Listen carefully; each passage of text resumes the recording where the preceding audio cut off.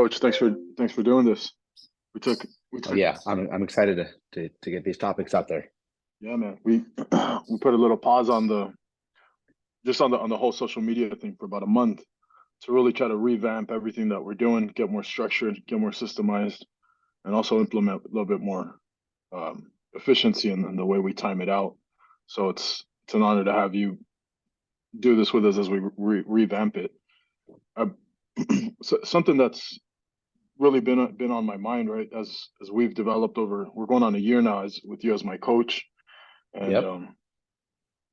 I've been really playing with the concept of leadership versus management. And you hit me with something the other day that really resonated, and it really fucked with me for a long time, which was, you asked me if I felt like a celebrity, if I felt good when basically being Big Daddy in the office and having people come to me and giving me that glory. And as I thought about it, I said, man, that is why I've taken this role as a branch manager, as a leader of a team, because it feels good. It feels good to have people rely on me. It feels good to be the hero and have the answers. And Yep. it got to me, and it made me forget a little bit about the disciplines that got me into the race, because I started focusing on developing a team. And so I there's a part of me that still believes that in order to scale properly, you need a team, and you need to have that dynamic.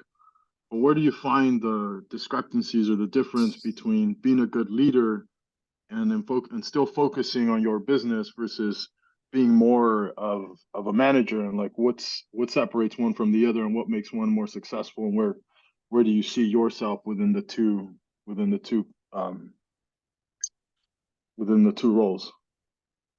I mean, I think the first thing that we need to just talk about is just self-awareness. That's the number one thing you have to have is self-awareness. And I took that from, a guy that I find to be a great inspiration, which is like a Gary Vee, who I've sat down with and broken bread with, and that's what he taught me when I first met him is self-awareness. And we all are here to make money. So if money is your most important thing, are you aware of the best way to make money given what's happening right now? We always, if you see somebody outside and it's raining outside and that person's wearing shorts and a t-shirt or flip-flops and putting on suntan lotion, what do you think about that person? That's crazy. That's crazy.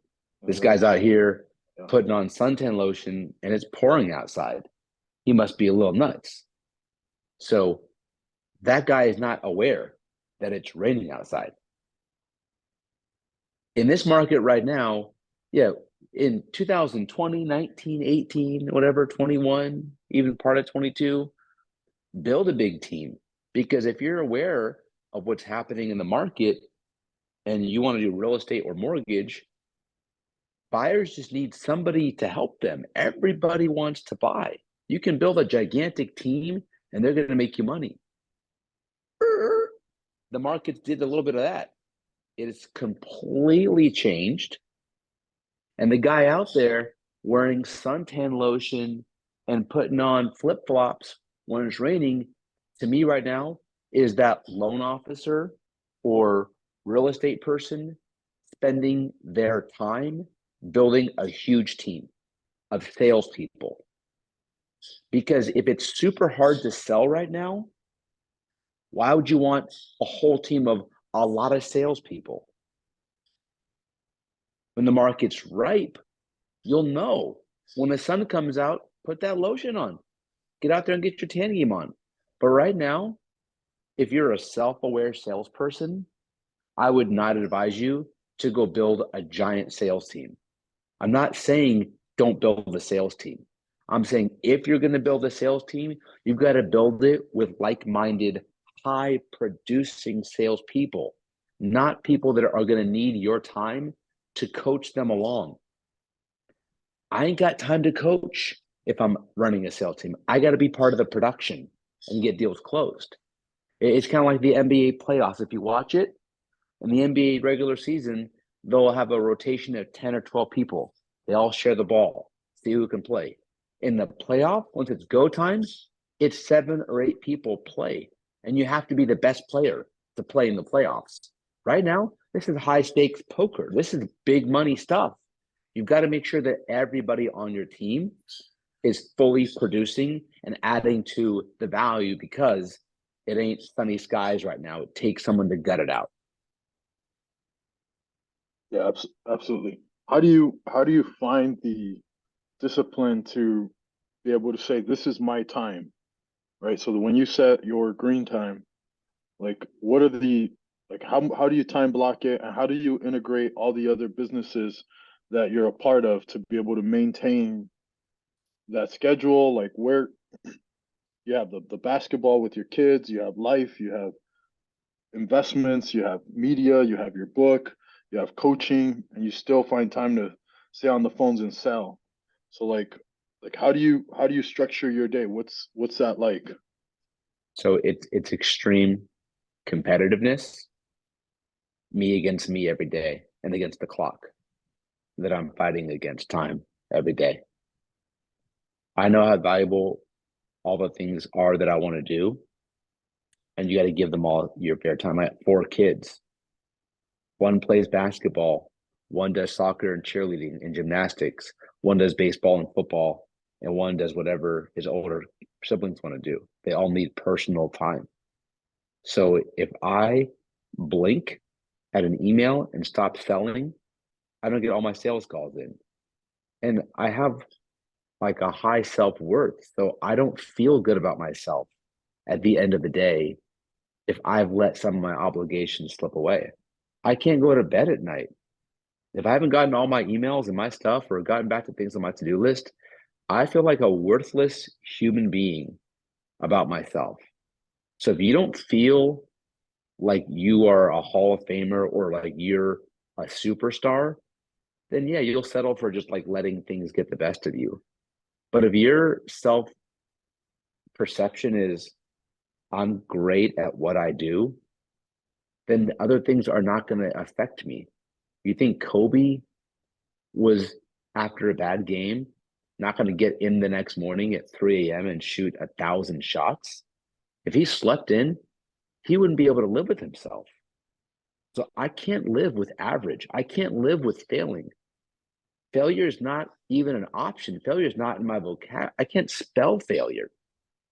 So because that's how I feel about what I have to get done, I'm going to be so angry at things that try and steal my time.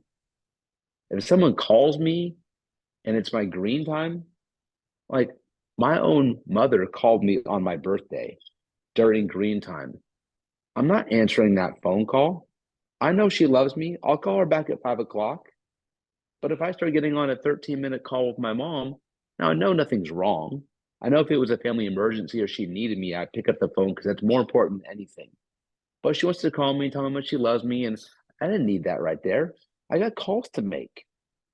So you have to be so structured to realize what's important every day, and you've got to get the most important things done first. Because my ability to have time with my kids and spend that time doing things that they want is predicated on how disciplined I am during my day with my office hours. Uh, On average, how many phone calls are you making, and how much time per call are you limiting yourself? Like So how do you protect yourself from being in a 15-minute conversation with a customer? Because then you can only do 20 contacts made.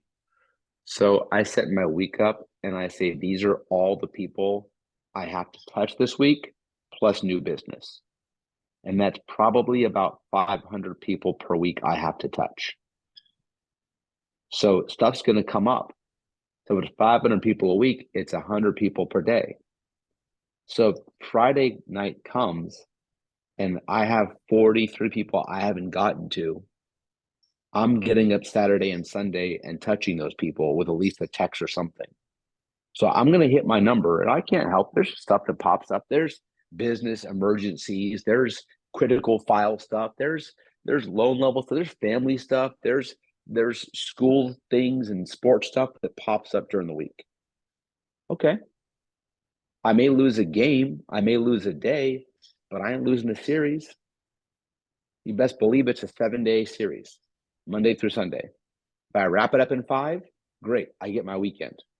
If it takes me 6 or 7 days to close the deal, then I still close the deal. But on Sunday, I put a list together of the 500 people for whatever business it is I have to touch that week. And I'm not going to have Sunday night close without me doing that. That's awesome. How do you identify who the 500 people are that you're going to be touching with? I look at my entire database and I pick and choose the most viable candidates or the people I have not gotten to. I've got a giant customer database, so I usually go A to Z, plus add in people that I know are ripe for something that's important. With the current state of the market, what are you pushing right now? The thing that I'm coaching my team, my lending team, the hardest on is cash out, HELOCs, and first-time home buyers. People are willing to pay 10, 11, 12% to get rid of a 20 to 24% loan. People are stressed every single month that they can't pay their bills. People are not getting raises as fast as their payments are going up, and they're under pressure financially. It's summertime, they want to go on vacation, they want to travel, they want to go see their family and do things, and they don't have the money to do it. So either people looking to buy in this market because it beats renting, or people that need secondary financing to get rid of all the debt that they accumulated over the last couple of years. Have you found any challenges as you're trying to push these products, and how do you when you're pushing a HE loan right now or a HELOC, what are some of the challenges that you're facing as you're interacting with the customer, and how do you overcome those? An example could be they don't want to take the 12%, or they feel like I this think I isn't the understand right what you're time. saying. I think the biggest thing, and I coach my team on this almost every day, people get stuck on what the loan details are versus what the loan is doing for them. And so if someone tells me or tells my team, let's say, they don't want 12%, instead of saying, why not, we have to really identify what the 12% is doing for them. So if you're paying off all your bills that are 20 and 22%, I almost laugh and be like, why wouldn't you want a 12% late rate? Well, it's high. Okay, well, do you want $5 in your bank or $10 in your bank? I want 10. Okay, so if I'm saving you money or we're lowering your payments, what is it to you that the rate's 12%? That's the going market interest rate. Your payments are going to go down. So if the person's saying, and you don't try and say, why don't you want 12? Why don't you want 13? Why don't you want 14? The only argument that they might say is, well, I can get cheaper elsewhere. And instead of fighting with clients like LOs do and say, no, you can't, it's say, okay, great. Where are you getting a cheaper rate? Well, I saw online. Okay, well, that's advertising. Here's what the market rate is. And I've learned over the years, when you just tell people like the honest truth, I used to not do that. And not that I was ever dishonest with the client, but you tell them what they want to hear. No, this is the best you're going to get. Like that stuff is silly sales stuff. If you say, look, Howard, I understand that you want a lower rate. I'd love to give you a lower rate, but all I can do is give you my God honest best, right? And the God honest best I can give you is 12%. I'd like to stop focusing on the fact that it's 12 and focus on the fact that it's saving you $1,000 a month, and focus on the fact that you don't have a mortgage person you can turn to, and focus on the fact that in 6 months, you'll trust me to bring this down. And instead of telling you I can do better or go back and forth and try and get an exception, I'm just going to be honest with you and tell you this is the best I can do. And I think that it helps you. And if you stick with me, I'll stick with you. What do you say? And clients will be like, well, this is a straight shooter. They want straight shooters more than they want the lowest interest rate. And I think that's what we have to realize in this market. We try and battle the terms and look like a car salesperson that goes back and forth with the client. Well, if we just tell them this is the best I can do, but I'm not done with helping you, they appreciate that 100 times more. Yeah, I like that. I've just had my team go through a sales training with me where I said, let's role play on what happens when a client asks you, why is my rate 7%? And that was it. That's what the rate is. Rates suck, huh? We're gonna refi you in 6 months. Let me show you what it's gonna be when I get this opportunity. With talking on high rates, maybe you can shine some light and give me some knowledge on a little bit more back end of why rates are where they're at, and like in the news they're talking about something called the debt ceiling, and like what is that, and like how does it affect us in the mortgage space, and like what, like how is that affecting our marketplace, or is it just the new thing on the media that's trying to scare everybody like COVID. So let's start with what you said, scare. The word is fear. People react to fear. If I ask you for $100,000 or $1,000, whatever is a lot of money to you, you're going to say no. If I pull out a weapon, that's fear. You're going to give me your money. So right now, the fear is that the government will not have enough money to pay its bills. What people don't realize is, why is the government having a tough time paying its bills? Well, the Federal Reserve is not the government. They're two separate entities. The Federal Reserve serves the government, but they make monetary policy. The government does not make monetary policy. So the Federal Reserve has been raising interest rates in order to slow down inflation. That we all can understand. But when they raise the interest rate, people don't realize that if we have $6 trillion in debt and the rate goes up by 1% on that $6 trillion, that is $70 million more a year, or a month rather, that the government has to repay. So they keep raising rates to stop inflation. They're doing so, but now the monthly service on the debt goes up. So if the government borrows $5 trillion from the Federal Reserve for COVID, they have to repay that money through collecting taxes and other things.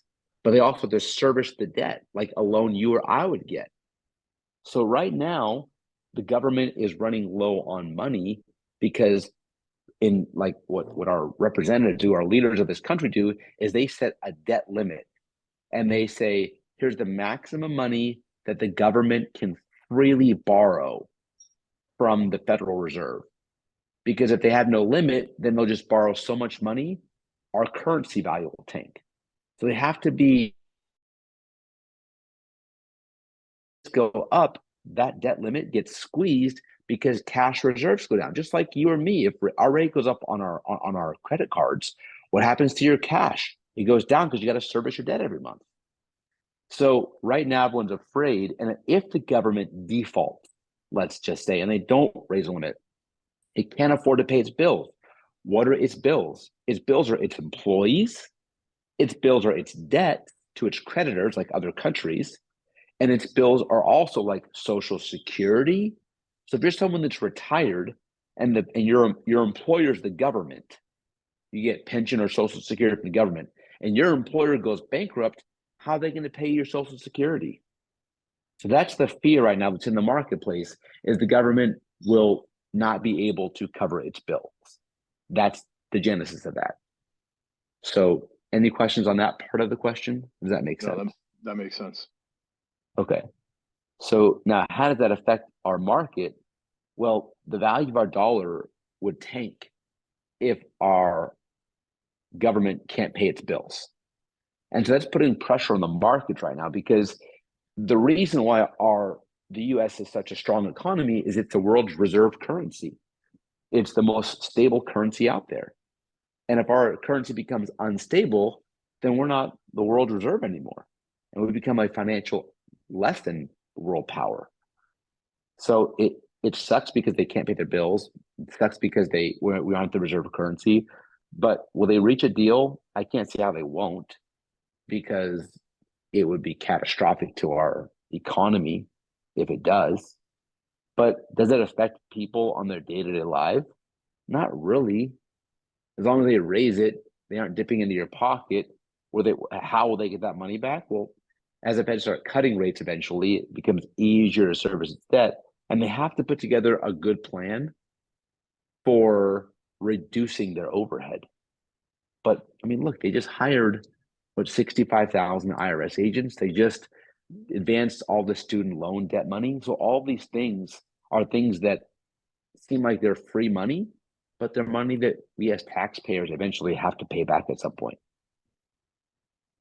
Understood. Where do you see these? Where do you see short-term rates going, and where do you see them at the end of this year and start of next year? I mean, I think that the fear of the government defaulting has hurt rates the past week, because if the dollar tanks, then the government can't back bonds, and that's going to really affect mortgage rates. So if they don't reach a debt plan, rates are going to go up. If they do reach a debt plan and the Feds stop raising rates, because that's part of the problem, which I think that they're going to, then I see short-term rates getting back in the fives. And being in the fives between July and the end of the year, mid fives, maybe low fives, up to 6%, which is about a point down from where it was. And then I think as they start cutting interest rates towards Q4, by next year, short-term rates get into the low fives, potentially high fours by next year if they keep cutting rates. That'd be nice. Do you think that rates in the fours would spring enough people to want to sell their house and open up some inventory?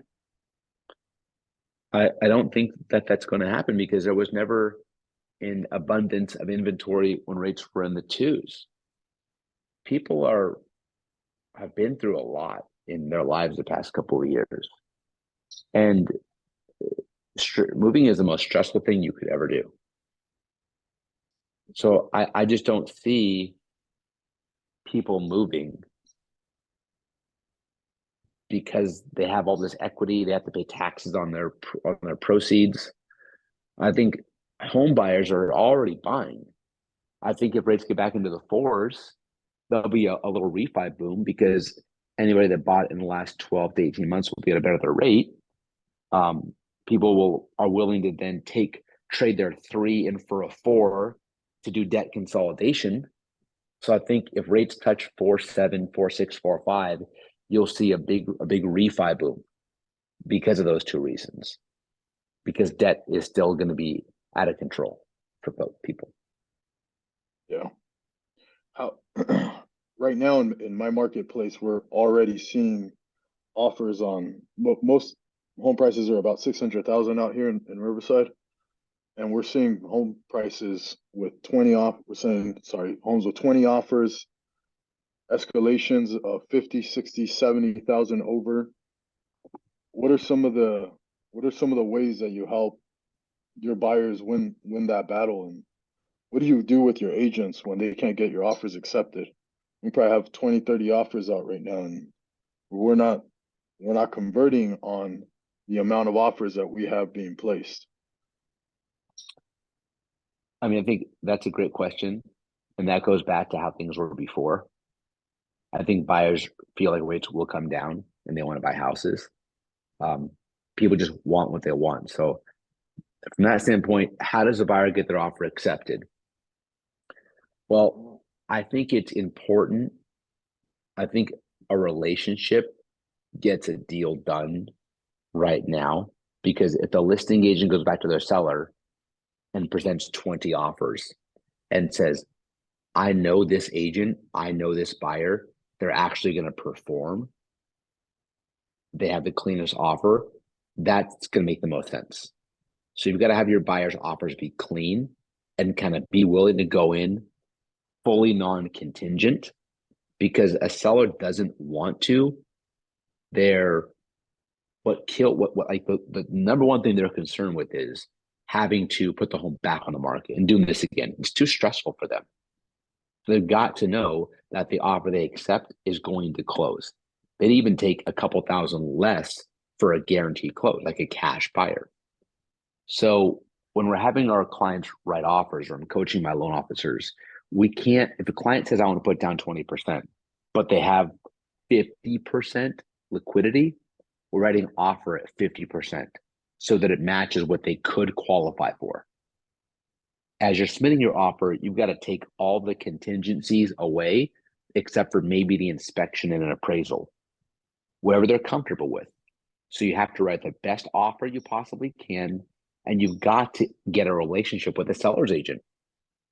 Whether it means you and the seller's agent become buddies, you bring them over a box of donuts to their office and say, here's my offer. What do we got to do to accept it? I'm not leaving the office to take our client's offer. But sitting back and throwing a dart against the wall and just being a name on an offer is not going to get it done. Your offer's got to be clean, but you got to get out of your seat to get to know the seller's agent. And if there's a buyer's agent involved, great. If there's no buyer's agent involved, even better, because you can incentivize the seller's agent to take your offer because they can double in the deal. So that you realize the seller's not the one to convince. It's the seller's agent is the one to convince, because they're going to tell the seller what the best offer to take is. It's like your attorney tells you what the best deal to take is. Right.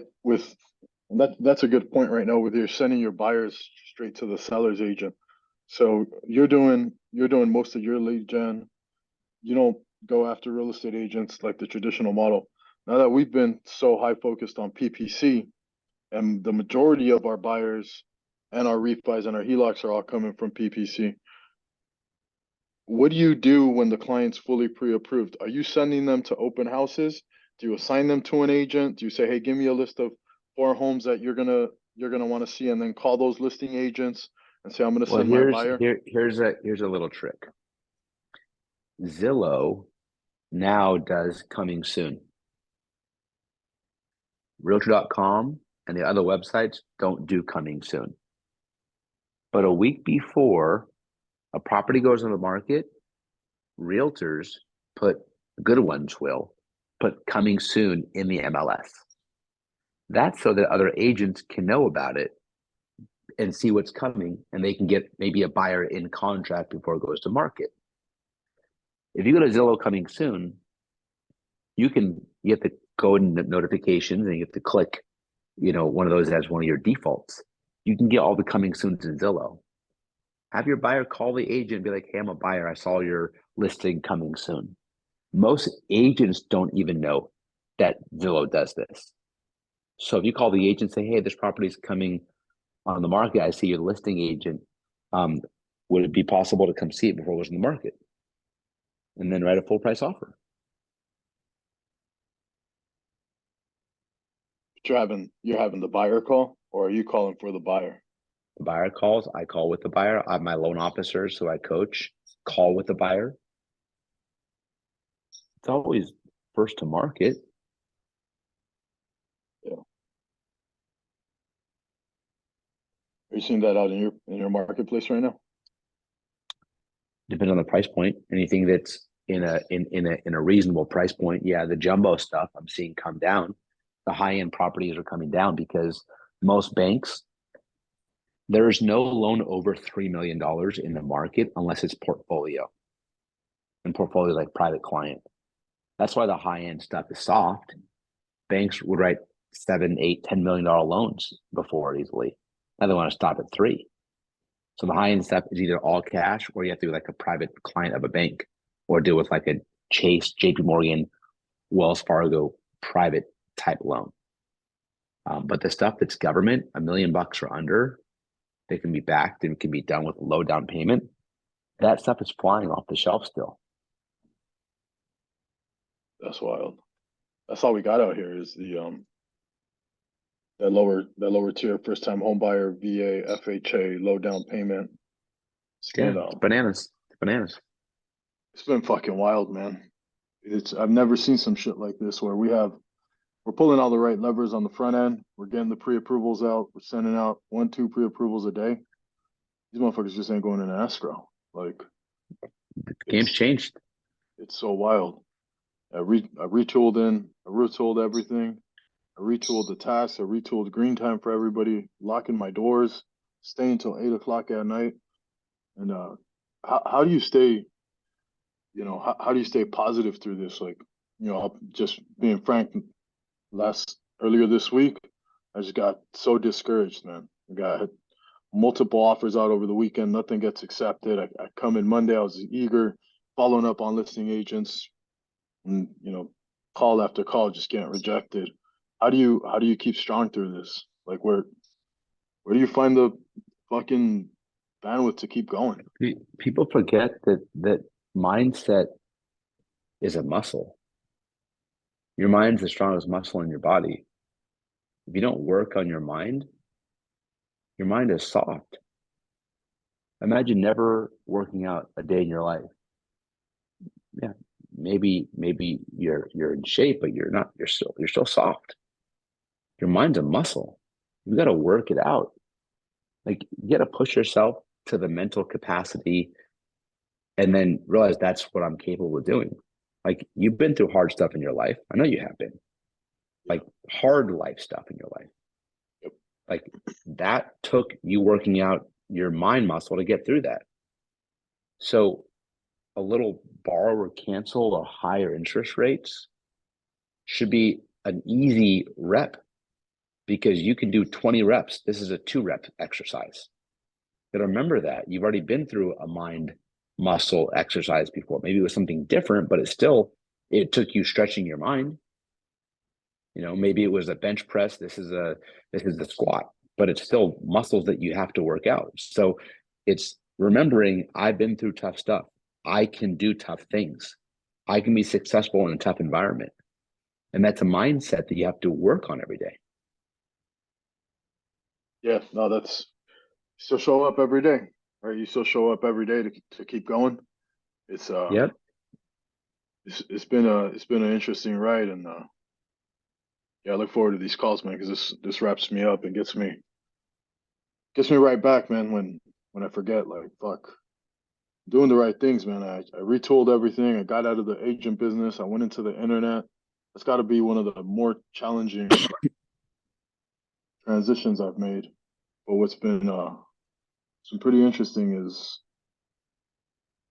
letting go of these big pay to plays with Zillow and these big agent teams, and now getting more one-off hire Oh, producers. like let's talk about something because what matters is bringing in business. The social media and that's cool, right? That's a part of business. But we get lost in this world of fantasy land of like, oh, popping bottles and models on social media. It's so easy. Taking a picture in front of a car that's not yours is pretty easy. Working hard and grinding and buying the car is hard. Yes, it's hard. So it's easy to look successful. It's hard to be successful. So, like, I stopped speaking at mortgage conferences a couple of years ago. Why? It only pays the ego bill. It doesn't pay the real bill. Unless that's your full-time job, like Tony Robbins that does it full time, or unless you're already an established celebrity that has already made their money and people want to hear you speak because you're a celebrity, that's different. But nobody makes money speaking as their primary, as their secondary job, unless you've already been successful highly at something else. So social media is a way for you to stay in touch with your clients. That's the purpose of it. It should come secondary to you picking up the phone, calling people, and getting business. So all this fluff of go out there and make 100 videos and you're going to get clients, that doesn't work. If you call 100 clients a day and then put out content and then call 100 more, someone might see your content and take your call and be like, oh yeah, I saw you. That's how it works. But you got to put the calls in. Just the video by itself and the social media and the flash in the car, Look at all my likes and clicks. Clicks don't lead to paychecks. Yep. Look, I've got a good following out there, and I get a check from YouTube because I have good views. That's peanuts. You know how much work you have to put in to get paid by YouTube? A ton. I mean, there's kids that open toys for fun, and they have that video that goes viral. But that's not like, we're grown people. Like, we're not going to go out there and do something that goes viral. We're loan officers or we're realtors. We're not that exciting. Yeah. So be more into your clients, because that's the best way to make money. If you have something go viral, like do something crazy, then you're the 1% of 1% exception to the rule. But you can't build a business based on exceptions to rules. You got to build a business based on getting new customers and closing new deals. And that's where people get lost on what's the priority every day. Is it having my employees tell me my TikTok went viral? Okay, that's great. You got 10,000 views. Wonderful. How much you make off that? Nothing. Then great. Get the next 10 deals. Do that in your free time. Yeah. But make the calls, talk to your clients, and get business and find out what they need. That's how you make money. Yeah. You hit me with a couple weeks ago when you said that you were at a conference, you were going to speak, and they were trying to pull you to go find you because you were busy and hiding, making your calls. And I was at a conference about a week and a half ago, and I was in my hotel room making calls, and I got to the event probably about 2:30, and the CEO came up and he's like, "Hey man, I gave you a shout out in the audience. I was looking for you, but you didn't stand up." And I said, "I was busy making my phone calls, man." The look I got was Exactly. wasn't too happy, but it is what it is. Exactly. Exactly. I mean, you can go speak. I've done it all. You can get ovations. You can have a PowerPoint, and all stuff is fine. But it just, like, if you need that, great. But if you do, I'd ask you why. Because I used to need that, and it didn't pay the bills. I've even been out at across the country at random places, and people will stop me and say, "Hey, are you the mortgage guy who does coaching?" I was in Tennessee at like a Target on like a Tuesday with my kids traveling on vacation, and people stop me in like Target and like, "Hey, are you the mortgage guy?" I'm like, "Yeah." My kid's like, "Are you famous?" I'm like, "I'm just a loan guy. That's it. Like, I don't want to even go there and think I'm great because someone did that. Because did they even, like, what did that do for my pocket? Nothing. But you could sure stop on your ego train and think that you're great because someone recognized you.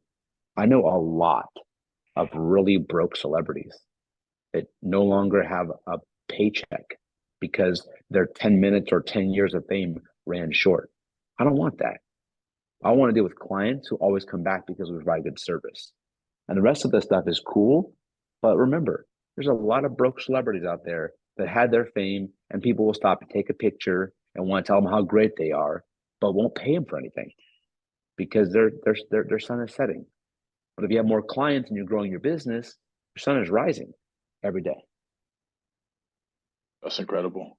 And coach, as we finish up, I wanted you to highlight like how you've been able to take everything that you learned in sports and applied it to your business, and what are some of the more prominent like sports philosophies that you've been able to use to keep you growing in the mortgage business or in whatever business you've embarked on? I think it's very simple. It's about the next play. And I still coach these kids, and they're all going to make mistakes. But I tell them, like, let's say in baseball, I'm like, okay, you made an error. Can you go back and can you unair your play? I'm like, no.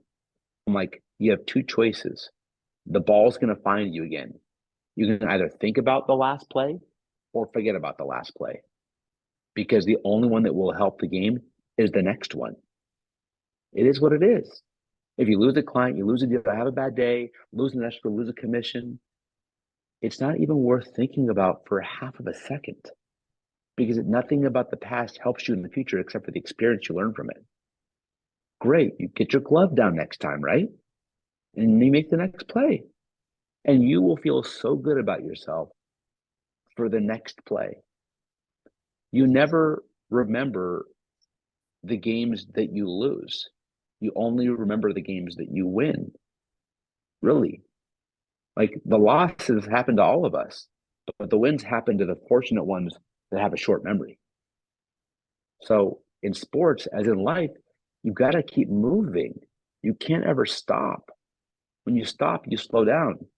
And the reason why I'm never going to retire from doing work is I think I'll just die. I have to sit there and just golf all day long. I'll have nothing to play for. So I embrace the tough market because I'm going to look back when I won and be like, yeah, it was a great ride. It was a great ride that I was fortunate enough not to have someone give me a silver spoon and pay my way through life because I learned things. And how else can you grow without learning things? So as sports is in life, you move on, you get the next play done, and you live for the next day. And if today didn't go your way, it's a series, not a game that matters. That's awesome, man. Coach, the Lakers coach just said that exact same thing. Says we lost one game. It's a series. We won't lose a series. This isn't the NCAA tournament. Exactly. Yeah, that's a good point. Thanks, Coach. I appreciate you doing this and continuing to get my mind right and getting me off of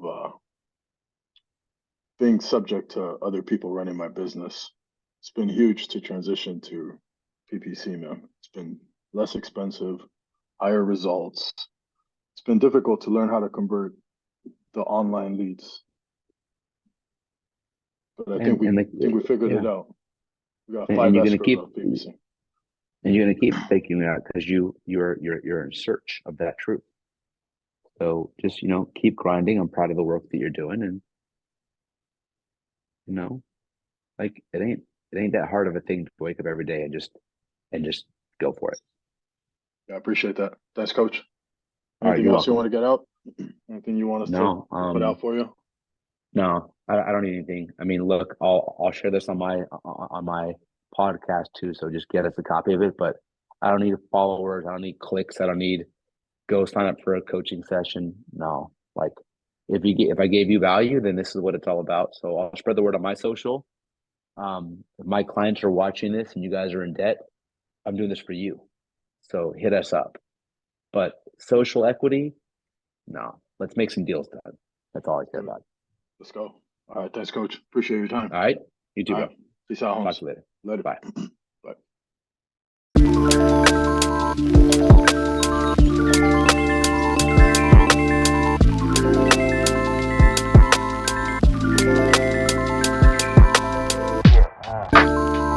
Bye.